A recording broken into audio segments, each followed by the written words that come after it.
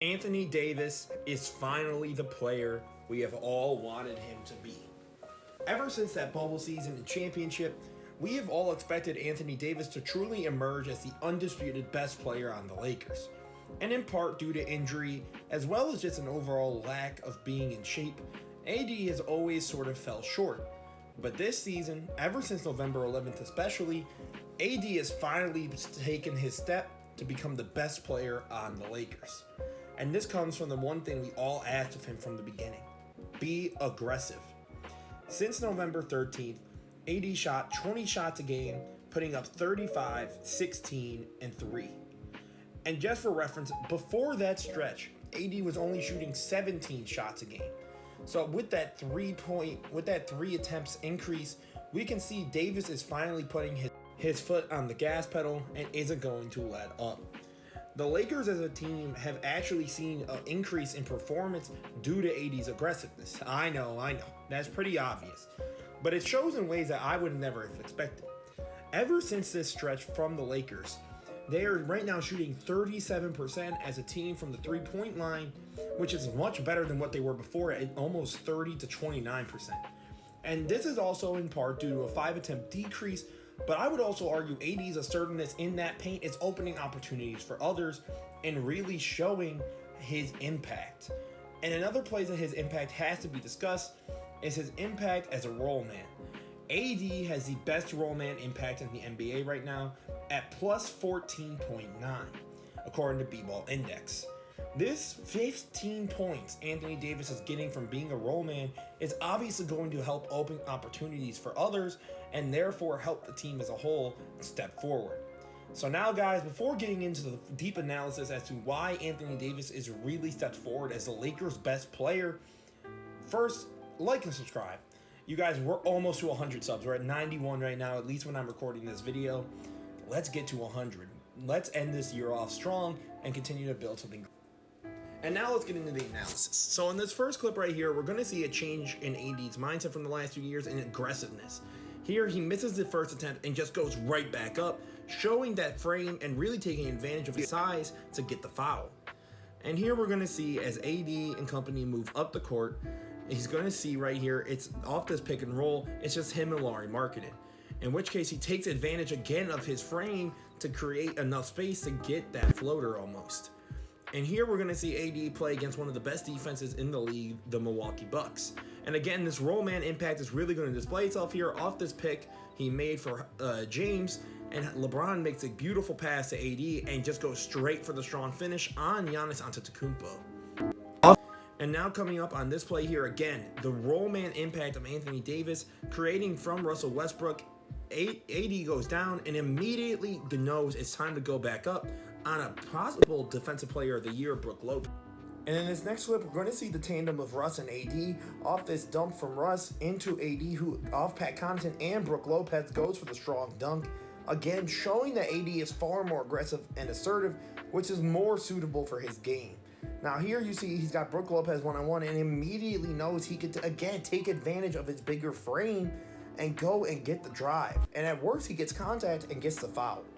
And here we're going to see AD just dismantle the Washington Wizards. Here you have Kristaps Porzingis, who is one of the best rim protectors in the league, and AD just does not care. Easy to go over him and get the bucket. And now as AD proceeds up the court, we're going to see him immediately recognize that open gap in the paint and just drive. And here you're going to see he actually gets the and one, which again proves my point earlier.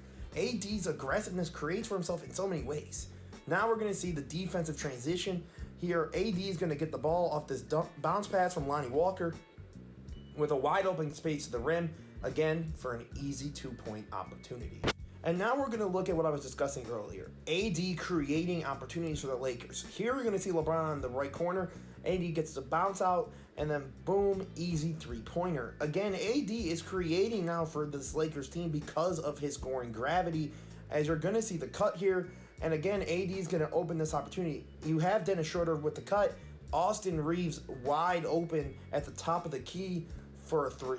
Again, we're seeing that honestly, AD's playmaking is having such a big impact on the Lakers' three-point performance because he's getting the gravity. Even Russell Westbrook, of all people, is hitting threes because AD is getting them wide open looks to take advantage of the defense. And here you're going to see a beautiful stagger screen between AD and LeBron for an easy 3 by Schroeder. And on this upcoming play, we're now going to look at why Anthony Davis might be Defensive Player of the Year. AD keeps his feet set here. He knows Simons was going to shoot and gets the block off of just his sheer size. And again, what AD seems to do so well is just read where the defense is going to go next. And take advantage of guys having to use gathers against him at the rim. Look at Nurkic here. Easy spot because, again, he tries to gather and get composed as he goes to drive. Here you're going to see the Blazers man tries to pick it up. AD immediately swats it because that gather is going to be a problem. AD then uses this opportunity to play make for Austin Reeves or a wide open 3 as you see that fan celebrating in the background. And here again, look at AD reading where everything is going on this Pelicans team. The ball goes to Jackson Hayes, and Hayes is trying to almost get a composed shot. Again, AD just so good at disrupting those. AD here off the perimeter notices what's going to go on as Valanciunas goes back up, but AD just won't let it fly. Easy swat to the rim. And again, notice AD's immediately going in transition, showing his aggressiveness as Russ throws up a beautiful lob here to Davis for the dunk. And on his final play here, we're going to look at AD just being the monster he is at the rim against Zion Williamson, one of the best rim shooters in the league. You saw Zion try to gather with that left hand and just couldn't do anything about it. Now guys, Anthony Davis is a player I used to be really skeptical about just because of his health, and every time AD would finally come back from injury, he was never quite playing like himself. He would do all these mid-rangers and three-pointers, and the bubble in some ways fooled us all in thinking that AD is this incredible stretch four who's going to just shoot you off the court or just dunk on you in the lane. And that's not what AD is. AD is meant to be a freak of nature in the paint who at times, yes, can punish you from that mid-range, can punish you from 3 at a respectable rate, sure. But that's never meant to be his main arsenal.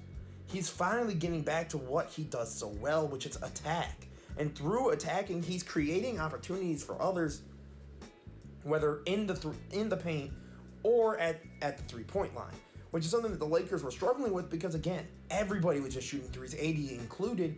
So when everybody was missing, the defense had nothing to respect. But now, as the Lakers are up to 37% from 3, teams are going to need to at least start respecting them, which hopefully can then create more opportunities for these other 2 stars in LeBron and Westbrook.